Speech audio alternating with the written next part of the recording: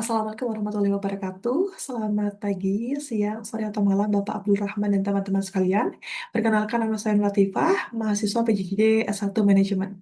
Pada kesempatan kali ini, izinkan saya untuk menyampaikan beberapa hal terkait strategi yang bisa dilakukan oleh bangsa Indonesia untuk menghindari middle income trap.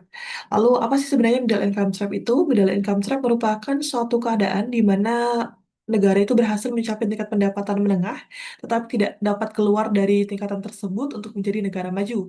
Jadinya terjadi ketika suatu negara itu sudah tidak lagi kompetitif menjadi negara manufaktur murah karena biaya upahnya sudah meningkat, tetapi belum cukup inovatif sehingga tidak bisa bersaing dengan negara maju. Lalu bagaimana sih kondisi di Indonesia? Kondisi di Indonesia saat ini sendiri lagi kondisi GNI per kapita Indonesia menurut World Bank datanya tahun 2023 tercatat di angka sekitar 78 juta. Hal ini menyebabkan Indonesia itu berada di kategori negara berpenghasilan menengah ke atas. Kondisi ini tentu perlu menjadi perhatian khusus supaya Indonesia tidak stagnan pertumbuhannya dan menjadi negara yang mengalami middle income trap seperti yang terjadi di negara Brazil di mana pertumbuhan mereka itu sudah stagnan selama 40 tahun.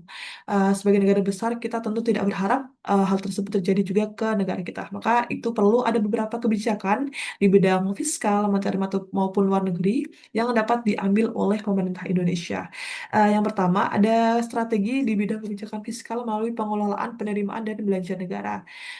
Kondisi fiskal Indonesia bagaimana saat ini? Kondisi fiskal Indonesia saat ini untuk tax ratio-nya sendiri masih sangat rendah, yakni di bawah standar IMF hanya 10,07%, di mana standar IMF itu sebesar 15%. Kemudian kondisi APBN sendiri, belanja itu tumbuh 3 kali lebih cepat daripada pendapatan. Maka dari itu, kondisi ini perlu mendapatkan perhatian khusus dari pemerintah. Pemerintah bisa mengambil beberapa langkah strategis seperti yang pertama adanya efisiensi belanja dan juga ada audit terhadap program-program pemerintah.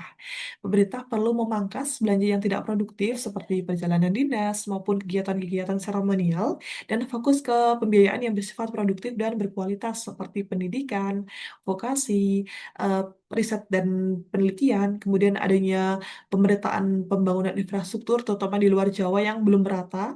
Dan pemerintah juga perlu melakukan audit terhadap program-program yang mengambil porsi APBN yang cukup besar, atau program-program populis seperti MBG untuk menilai apakah manfaat yang dia dapatkan lebih besar daripada biaya yang dikeluarkan. Kemudian, yang kedua, pemerintah bisa memberikan insentif fiskal terarah untuk hilirisasi dan juga peningkatan research and development. Pemerintah bisa memberikan insentif fiskal atau eh, pemberian tax holiday maupun tax allowance kepada industri yang bernilai tambah seperti industri yang bergerak dalam bidang tembaga, bauksit dan sebagainya. Pemerintah juga bisa meniru success story dari negara Korea Selatan di mana untuk mendorong inovasi dan industrialisasi besar-besaran, waktu itu mereka memberikan kebijakan bahwa kepada konglomerat-konglomerat di negara mereka untuk menyisihkan sebagian revenue-nya untuk biaya R&D ini. Pemberian kewajiban ini dapat mendorong sekali inovasi saat itu sehingga dunia industri di Korea bisa semaju saat ini. Kemudian yang ketiga, pemerintah perlu melakukan optimalisasi Cortex dan penambahan basis pajak, di mana dengan adanya reformasi perpajakan melalui Cortex, diharapkan pemenuhan kewajiban perpajakan masyarakat bisa lebih mudah sehingga kepatuhan mereka bisa meningkat. Kemudian, pemerintah perlu melakukan perluasan basis pajak, seperti adanya pajak ekonomi digital yang mungkin banyak belum tersentuh selama ini.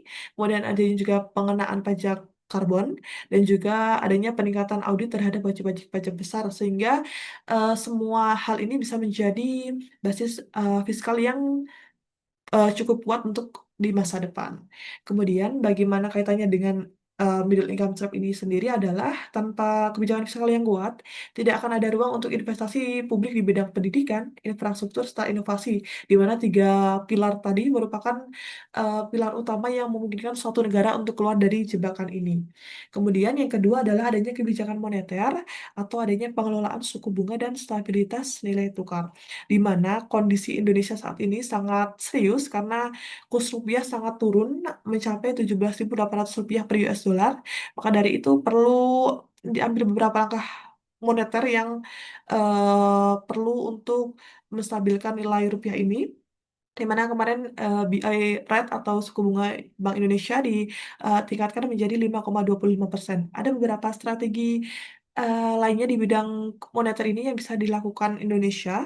Yang pertama, Indonesia bisa meniru kebijakan yang ada di Amerika Serikat, di mana bank sentral mereka selain diberikan kebijakan untuk mengatur tingkat inflasi, diberikan juga kebijakan untuk mempengaruhi ketenaga kerjaan di negara mereka, di mana ketika ada pengangguran meningkat, maka pemerintah perlu melakukan atau mengambil kebijakan moneter sehingga bisa menstabilkan kondisi tersebut.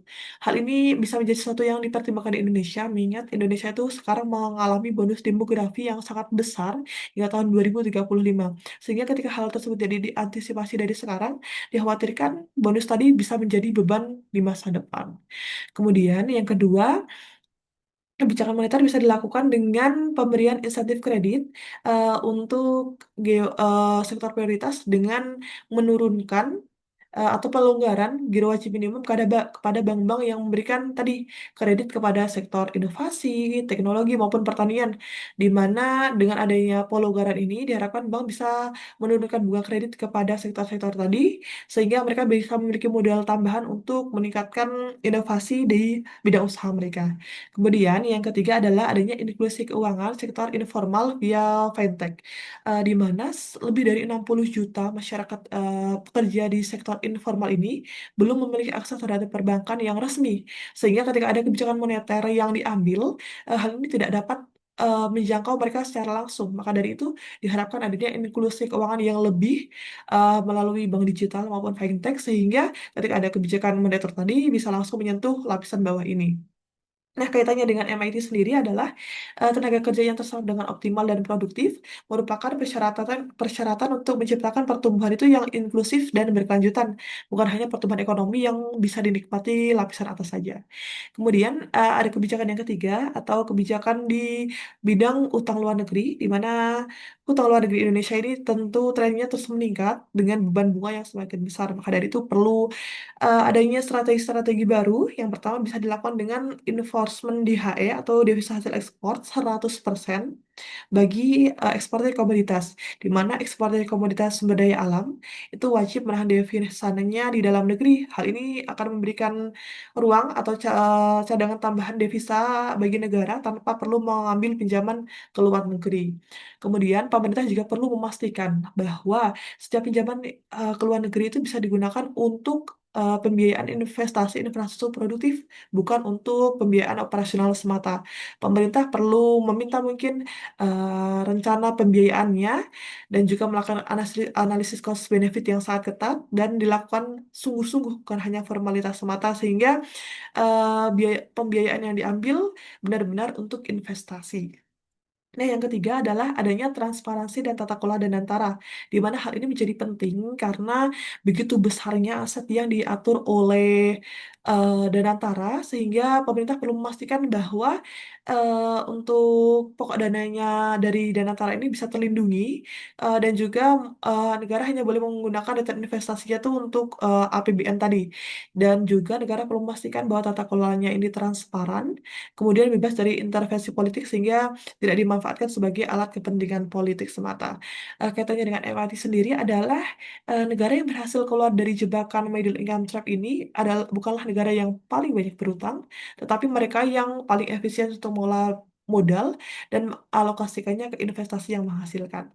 Maka dari itu, ketika kebijakan tadi untuk fiskal, moneter, dan utang luar negeri haruslah berjalan bersinergis, bukan sendiri-sendiri. Hal ini disebabkan karena ketika fiskal kuat, mereka akan memberikan ruang untuk investasi, kemudian moneter yang stabil akan memberikan inklusivitas daya saing serta penyerapan tenaga kerja.